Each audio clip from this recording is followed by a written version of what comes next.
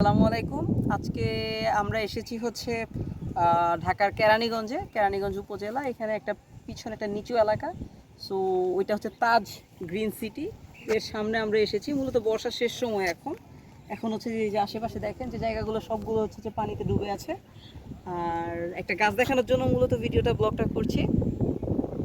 এই হচ্ছে গাছ, হচ্ছে ফাইলান্থাস রেটিকুলাটা। মূলত এই গাছটা একটা প্রকার, মানে এটা কোথাও থাকা মানে হচ্ছে এই এলাকাটা জলাভূমি বা হচ্ছে একটু নিচু এলাকা, এটা প্রকাশ করে আর কি মূলত। তো আমাদের অনেক উঁচু এলাকায় এই জিনিসটা গাছটা থাকে, এটাতে বোঝা যায় যে ওই এলাকাটা কোনো না কোনো সময় জলাভূমির মধ্যে ছিল। তো এটা হচ্ছে ফল। এটা হচ্ছে দেখেন খুব সুন্দর, হচ্ছে যে ফলটা থেকে খুব একটা কালার বের হয়, একদম জামের মতো একটা কালার বের হয়। এই যে দেখেন একদম জামের মতো একটা কালার বের হচ্ছে। এটার বিষয় হচ্ছে এই গাছের আপনার এই ফলটা হচ্ছে যে পাতা যে থাকে পাতার নিচের পোর্শনে ফল, পাতার নিচে উল্টা।